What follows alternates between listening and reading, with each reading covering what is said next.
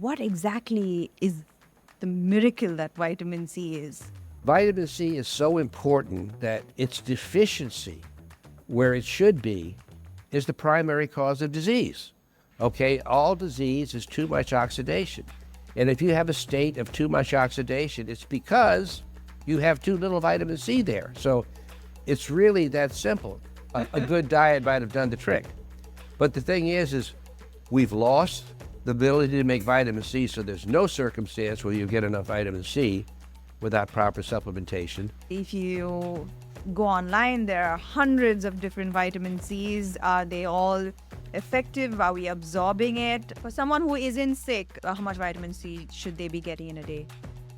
It actually makes me ask, so why aren't more people talking about this, and why isn't this option given to more people?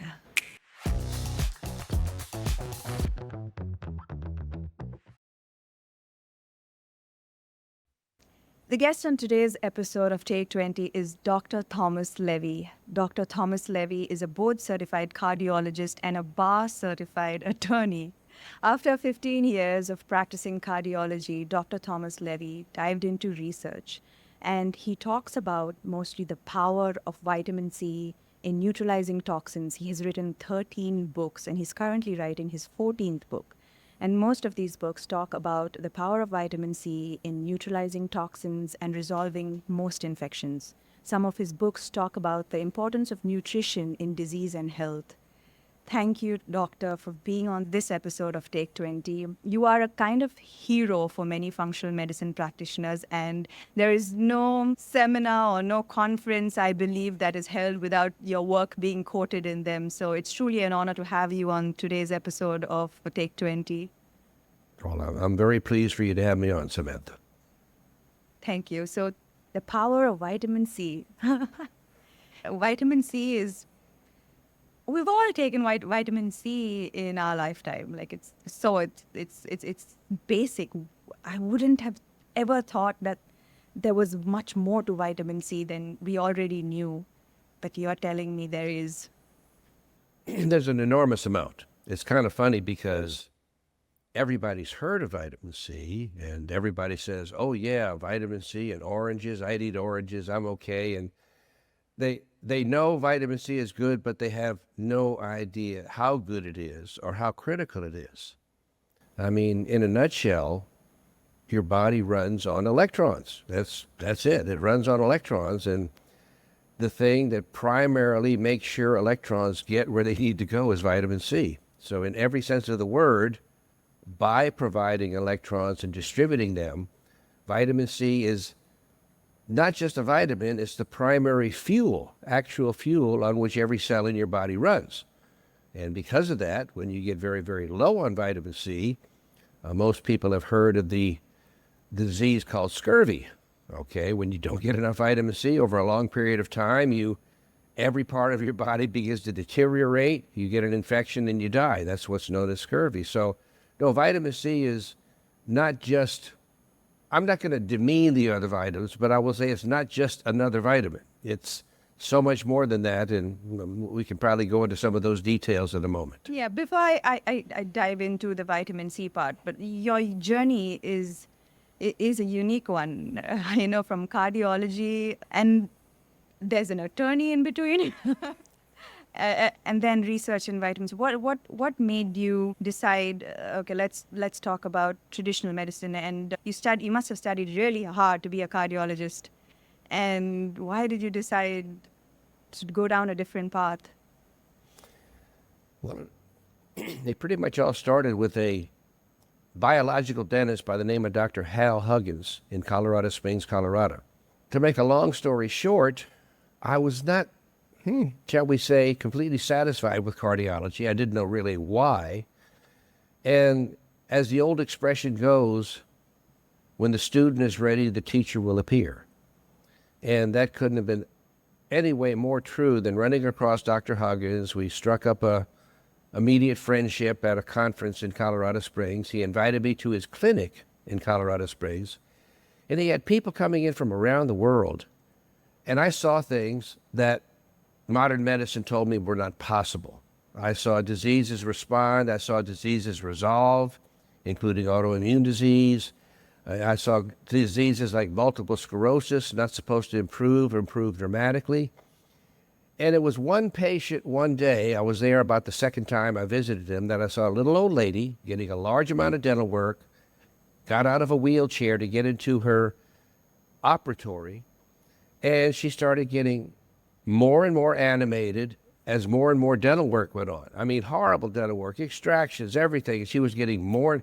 And by the time it was all over, she said, asked her caregiver, man, I'm feeling good. Let's go out and get a good dinner in Colorado Springs tonight. I'll chew on the other side of my mouth. I said, about that time, Dr. Huggins walked in. I said, Hal, what's going on here? And he pointed to the IV bag. And I said, okay, I give up. What's in it? And he said, 50 grams of vitamin C. Well, that just came. Sorry, what? Did you say 50 grams? 50 grams of vitamin C. I said, wow. Well, how many oranges is that, Hal? I was like anybody else. I mean. Oh, gosh. And, I mean, the max anyone takes is like 2,000 mg, if I'm not wrong. Like, exactly. However, I must say this. I must pat myself on the back to this degree. I'm not in a habit of denying what I have witnessed. And what I witnessed was, to me, incontrovertible. And literally, in that instant, in the blink of an eye, my entire life changed. And that began the point in time where I did the 4 years' worth of research for my first significant book, Curing the Incurable, Vitamin C, Infectious Diseases and Toxins. And you mentioned the law degree. I only did the law degree later on because I started working as a consultant to Dr. Huggins. They just dropped my cardiology practice at a heartbeat, no pun intended. And well, Doc, you should have really a good sense of humor as well. Have you tried comedy as well? Add that as well to your resume. when I was a 7 or 8-year-old kid, that's what I wanted to be, a comedian, but somehow it faded away. I saw Dr. Huggins just get brutalized by different legal points day in, day out. He had a lawyer on retainer. I had a lot of time. He was paying me well. And something deep inside my soul, I don't know what, said, hey, I think I need to get a law degree. And so I did 3 years of commuting from Colorado Springs to Denver, got my law degree. And I must say, I think it's done a lot of good for me. I haven't practiced law per se, but it's definitely modified my perspective on so many things. And I think it's protected me to a great degree as well. I mean, I have had, like everybody else, I think, that is prominent in practicing something other than traditional medicine and leading commentary against traditional therapies. The Board of Medicine has found different reasons to come after me, but they haven't taken my license away. They've slapped me on the hand a few times, and here I am now. And of course, the pandemic changed everything with regard to how people should regard many of their doctors. I won't say most of them, but we saw a lot of horrible things happen in the pandemic beyond just the pandemic itself, which is incredibly potent therapies being suppressed and doctors being chastised and losing their licenses for prescribing stuff that the boards told them not to prescribe. So it's been a long journey, but a very interesting one. Yeah. Which is why I asked you. It must have been a difficult path to take. But I'm just, and something as simple as vitamin C, and it's so amazing that none of us know about it. Like, I chanced upon your work probably a year ago, and then I couldn't stop reading. So for my audience who don't know enough, and even I would love to learn more about what exactly is the miracle that vitamin C is. Well, I'll get into that, but let me tell you first, the people not knowing about it, there's over 80,000 articles in the literature published on vitamin C and everything that it does. Yet in the two most prominent medicine textbooks that have over 4,000 pages in each one, the Cecil textbook and the Harrison textbook, they mention nothing at all about vitamin C. So modern medicine, and I use that advisedly, has done everything it can to suppress vitamin C and to ridicule people that try to use it, mainly, in my opinion, because it does so much good and it has the potential, if properly utilized, to displace so many different pharmaceutical agents. And that can't be allowed because medicine, unfortunately, is all about money. Now, with regard to vitamin C, it's an amazing molecule, all right? The thing about disease, and this is probably the most important thing that I'll say today, is it's, even for the layperson, much less the physician, much less the healthcare professional, it's extremely important to know what causes disease and what disease is. And literally, not an exaggeration, 100% disease is too much oxidation of biomolecules inside your cells. Those are protein, sugars, fats, enzymes, all the different biomolecules. When you oxidize them, which is take electrons away from them, you put them in a dysfunctional state. They can't work anymore when you take the electrons away. That's called an oxidized biomolecule. And when you get a whole bunch of them in a different distribution all around throughout the cell doesn't work anymore or doesn't work well, and it participates in a disease process. But the important point is there is no other disease that the oxidation causes. The disease is the oxidation, because when you can bring in enough quality antioxidants like vitamin C, give electrons back to those molecules, they are completely repaired and function normally.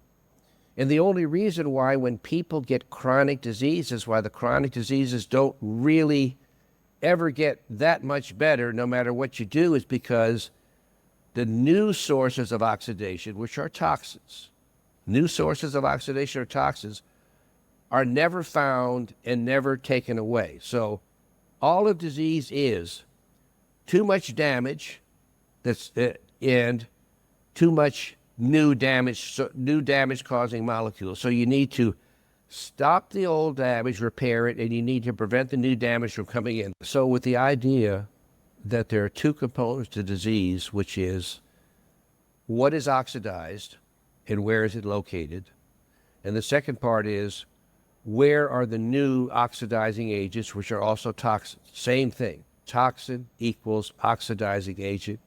If something does not take electrons away from a biomolecule, it can't be toxic. So this applies to all toxins. So then that begged the question, well, then the thing to do is, obviously, we want to give as much quality antioxidants, and this is not just vitamin C, but a wide variety of substances for people who have different conditions. But we also want to find out and discover and eradicate or eliminate as many new toxins being formed in the body as possible. And the primary sources of these new toxins are infections, not like the flu, but just focal infections. And the site of most of those infections is the mouth. And this is why Dr. Huggins was spot on the whole time, is that root canals are always infected. Many people have seemingly healthy teeth until you look at them closely with proper tests that are abscessed. You have mercury fillings, which will cause a large amount of problems. And you have infected tonsils. But they don't look infected. That's the problem. So that's the main source. And then the other thing is we've all been accumulating heavy metals our whole life, and we don't realize it. This is something maybe we'll get a chance to talk about a little bit later, because everybody, if they want to find and reach optimal health, they need to be on some regular form of chelation. Now, that doesn't necessarily mean going to the doctor and getting an infusion. There are many different ways to do it, but you need to work on getting toxins out of your body as much as blocking the formation of new toxins. Like, I only understood that chelation is something you get at the doctor's office.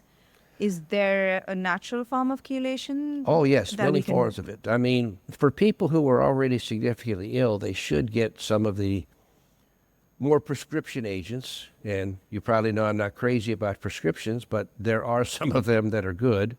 EDTA is very important. But there are many other agents, vitamin C among them, vitamin C, citric acid, glutathione, glycine. These are all different amino acids that have chelation-like functions.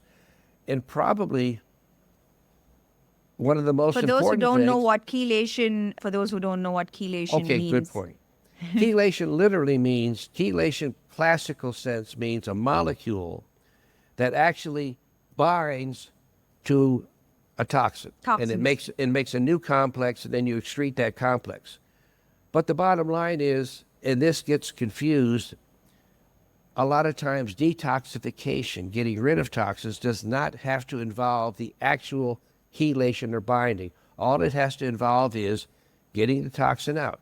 In other words, your cells have normal detoxification enzymes that when you oxidize them, they don't work. So, but when you bring in things like vitamin C that can reduce and eliminate and bring the oxidation back to normal, then that enzyme turns on and starts kicking toxins out of your body.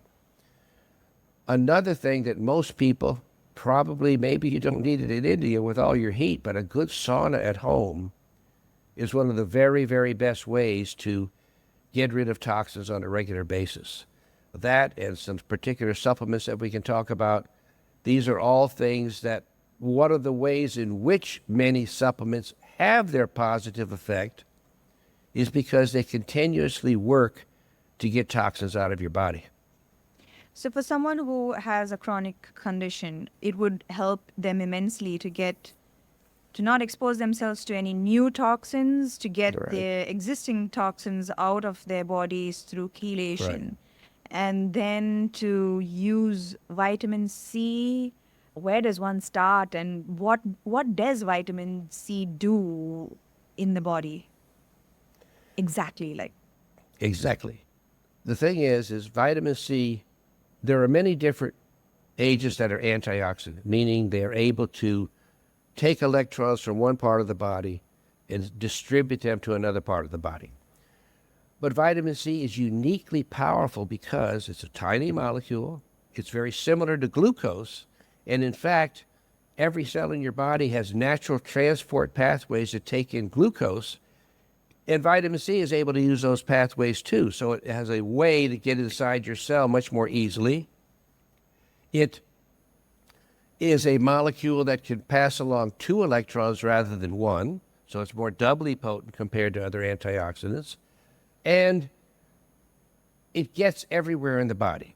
And that's the important thing too. You hear a lot of talk everybody's trying to find a new super supplement, and they find supplements that say, well, this is 6,000 times more powerful than vitamin C because of the ORAC, the ORAC score.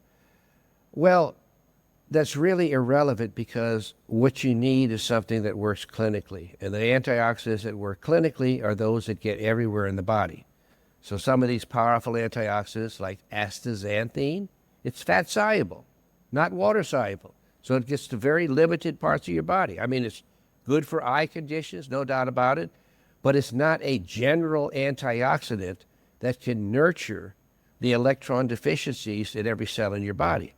So the main part about vitamin C is it's part of the natural physiology of every cell in your body. And there's not many things that are quite like that. It's also completely non-toxic. I mean, modern medicine has done so much work. You can't overdose on it. Can't overdose on it. Can't overdose on it. What's the worst that could happen? Because you said 50 grams is a lot. What's the worst that could happen to someone? Well, the worst that could happen is you could run out of money trying to get more and more and more vitamin C in very, very high doses. Is that the worst? That's the worst. Right. So I know that a lot of, say now I have an autoimmune condition, and what would you suggest I do, like with vitamin C?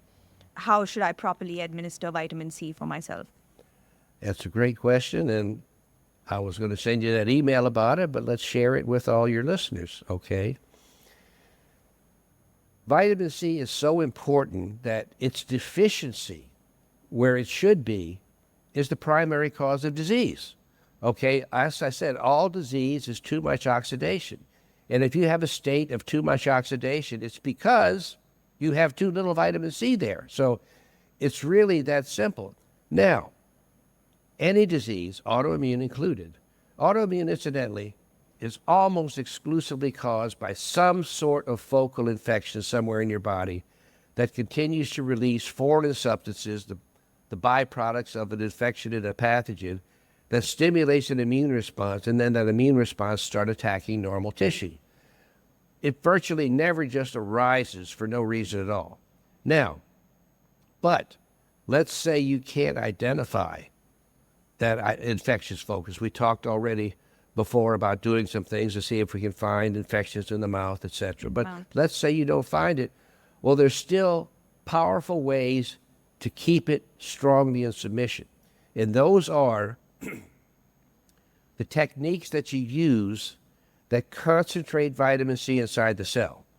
Now, we've all heard about steroids, corticosteroids, prednisone, methylprednisolone, solumedrol, all of these things. These are, in my opinion, horrible, super powerful drugs that have far more negative side effects than positive. But the one thing they all share is they help to put vitamin C inside the cell.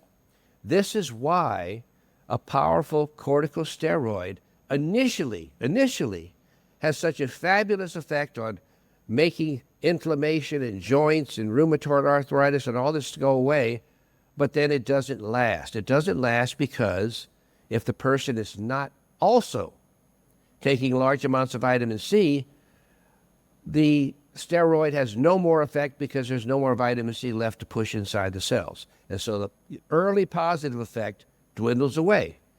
Now, your adrenal glands make something called hydrocortisone, cortisol. That's a natural corticosteroid, completely different from prednisone, but it's available by prescription. So if you have a physician who can prescribe different amounts of hydrocortisone, when you take this along with your vitamin C dose, wow, the vitamin C gets slammed inside the cell and there's nothing that doesn't do better. Now, I have a lot of other supplements that support that and make that effect better, but the primary impact of getting the vitamin C inside the cell, I mean, you take magnesium, that's good, and other things, glutathione, that's good, but you lead the pack with doing what you need to do to get vitamin C inside the cell. And once you do that, everything gets better. Everything gets better. And then you're left with the situation, well, I'm feeling good now, so but I still need to maybe, hopefully, eventually find out what's causing my immune system to try to act against me. But that's how I personally got through COVID, was I realized, and I saw the studies, that hydrocortisone, a natural substance. Okay, I want to say this too. You can get into a lot of trouble. Everybody knows, the doctors know, prednisone for a long period of time causes a lot of problems. Well, anytime you have an infection or you have a significant medical condition, you're using up much more hydrocortisone than you're making. So by definition, your adrenal glands are not working well. And taking 5, 10, 15, 20 milligrams of hydrocortisone first thing in the morning with a large vitamin C dose, that will get your day going with regard to your symptoms and everything else, your energy, everything, like you can't believe. Isn't hydrocortisone given in doses through the day, doc, like morning, after, like, because they are short acting? Very good point there, Samantha. And yes, it's not given, it doesn't go into the blood continuously. I think it tends more to be pulsatile, okay, than just continuous. And yes, first thing in the morning is when your cortisol level should be highest. And then it gradually diminishes until there's very little of it being made by your adrenal gland when you're ready to go to sleep. And I might add, this is why, even if there's a good reason to take it, never take cortisol late in the day or you're going to have insomnia big time. But you take it first thing in the morning when the level should be high, and that's the time where you push everything inside the cell. But no, it's a completely natural substance. And here's another thing too. It's part of the body's natural stress response. Okay, what does this mean? This means Every time you have a new infection, that's oxidation, or some other toxin, that's oxidation, in your blood, the first thing your body does is the adrenal gland makes more cortisol. But at the same time, and here's where our problem is, why so many people get sick and stay sick, historically or genetically throughout the years, the human being has lost the ability to make vitamin C. The wild animals make vitamin C. They turn glucose into vitamin C in the liver, 4-enzyme sequence. And we And don't? in animals, when you have a stress response, two things are happening. You're making more cortisol, and at the same time, you're making more vitamin C. So they meet in the blood and then flood your cells. Well, in our cases, if you're not taking the vitamin C, all you're doing is getting the steroid effect without the vitamin C to push it around. And this is why so many people get diabetes, is because glucose is used to make the vitamin C, and when your liver is functioning the way it should, you're using up all that glucose. But no, in most humans, we've lost that enzyme, so we don't make the vitamin C, and the glucose just accumulates.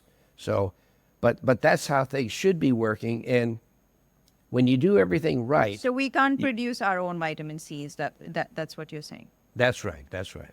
Although we have the equipment to do it. I say that because genetically, we have the sequence to make the enzyme that makes vitamin C. And here's the very interesting thing. Babies can make it. Newborn babies can make their own vitamin C, but then they lose the ability as they get older. So what does this mean? This means it's an epigenetic, not a genetic defect. This means it's an external force. And what does external force mean? Another toxin.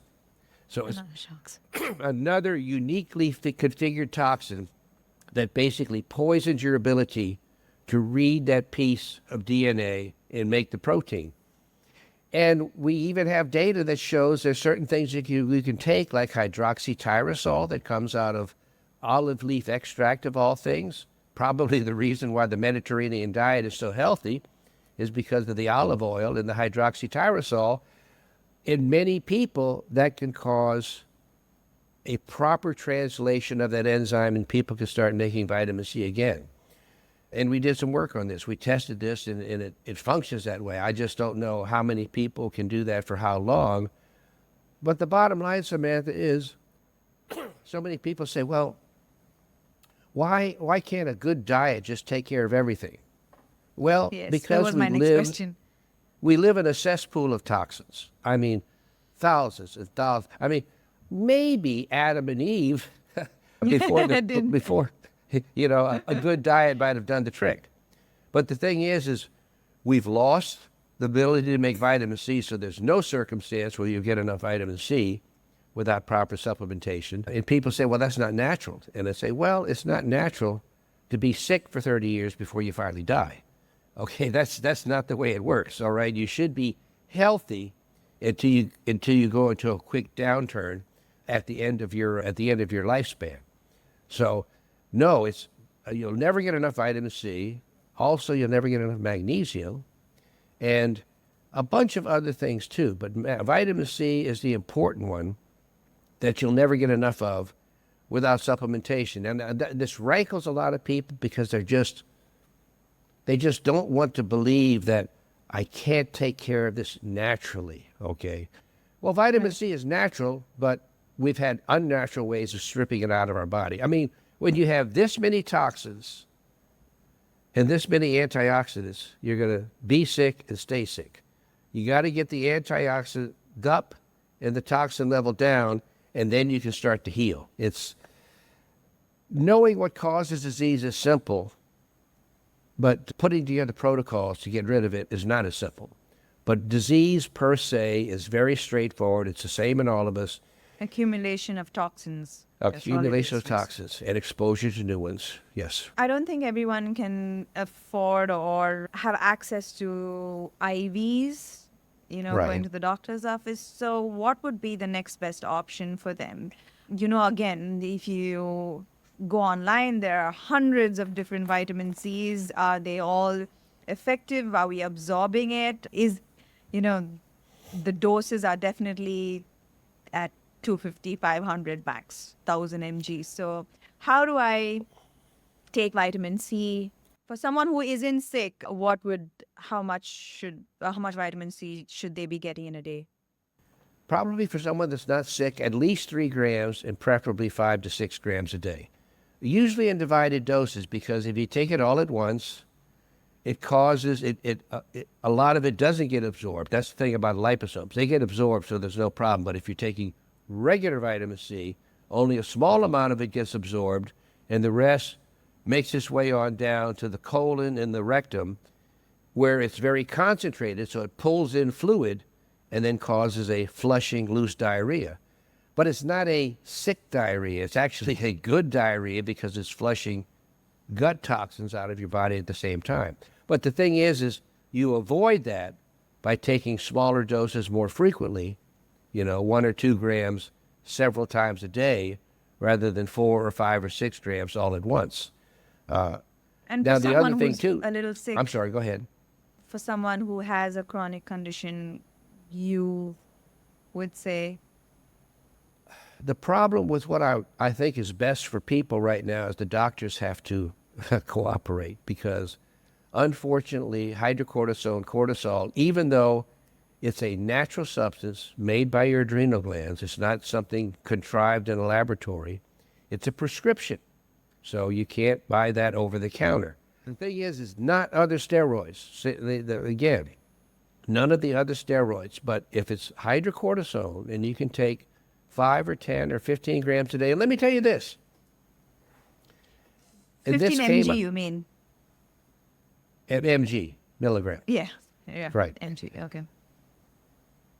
This is such an important point, because if you get a chronic disease, if you get an acute and subacute and chronic infection, by definition, you're not getting enough vitamin C inside your cell, and by definition, your adrenal glands are not giving you enough hydrocortisone to help push the vitamin C inside the cell. Point being is, you'll never get into steroid problems, okay, by taking 5 or 10 or 15 milligrams of hydrocortisone a day, because if you actually are making enough cortisol, this will just slow the adrenal gland down. In other words, you can't take too much. Now, prednisone, that's another story. I mean, everybody knows about grandmother, grandfather with rheumatoid arthritis or something else taking the high dose, and then they get all sort of changes in their body and they get diabetes. None of that. Because you got to remember, there's a big difference between taking a synthesized high dose of a corticosteroid and replacing a natural deficiency. So all we're doing with the hydrocortisone is we're replacing a natural deficiency. And this is why so many people get so damn sick. Because just like the sex hormones diminish, okay, testosterone, estrogen, just like thyroid hormone goes down in people, the adrenal glands wear out too. But your need for what they make does not wear out. You still need it just as much. The thing is we're all in the same bag. So we just say, well, that's just life. That's just the way you're supposed to get while you get old. No. You're not supposed to get horribly wrinkled and everything like this when you get old. You're supposed to maintain good tissue turgor, good muscle tone. And all of this comes from having a continued, not only the cortisol, but proper amounts of thyroid hormone and proper amounts of either estrogen or testosterone, depending on your sex.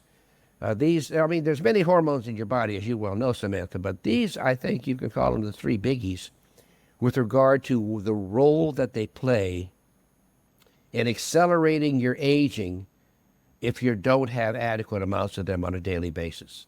And the best thing for dealing with any infection or any chronic disease is vitamin C with the help of hydrocortisone to push it inside the cell.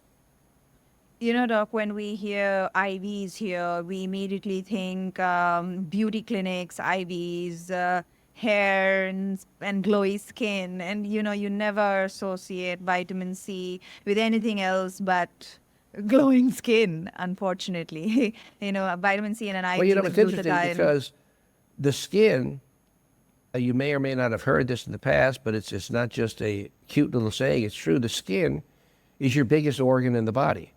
Okay, you have a greater mass of skin in your body than any other organ. And like all organs in every part of your body, they all have the same, well, some need more than others, but they all need the vitamin C. So, interestingly enough, getting good concentrations of vitamin C inside your skin, on your skin, is a major way to slow at least the cosmetic appearance of aging. A very, very, very important, no doubt about it. Point being again, inflammation is vitamin C deficiency. Vitamin C deficiency is inflammation. They are synonyms and they mean the same thing.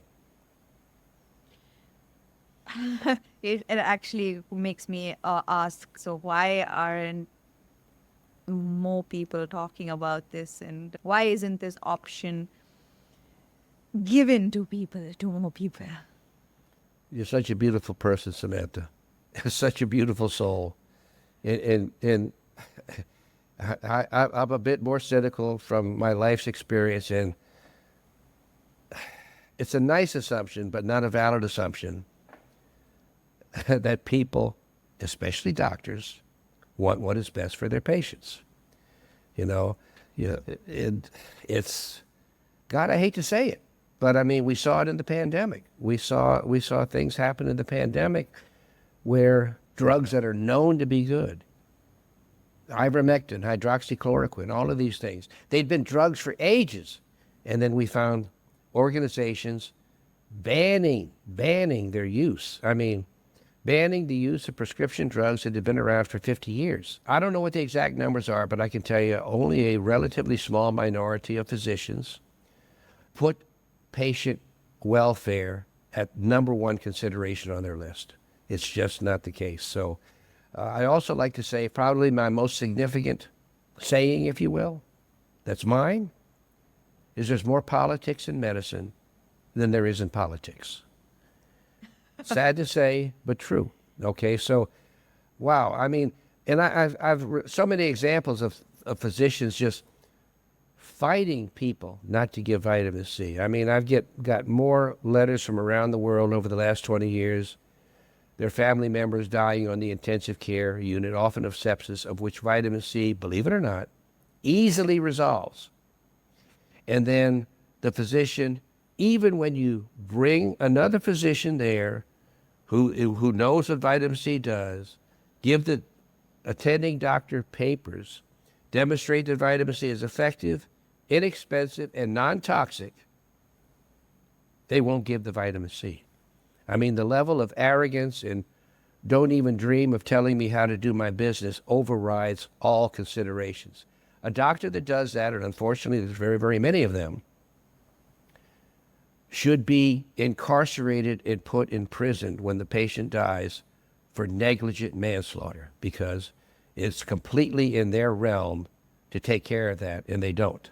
So it took me many, many years to actually reach this conclusion beyond all doubt in my mind, because you just resist it. You don't want to believe that so many people can just give a damn about their income or their own well-being and not care about anything else, or give a damn about their supreme position as a recognized authority. You know, I'm not going to let some layperson with a few articles tell me how to do my business. And it's really that horribly simple, Miss Samantha. I'm sad to say.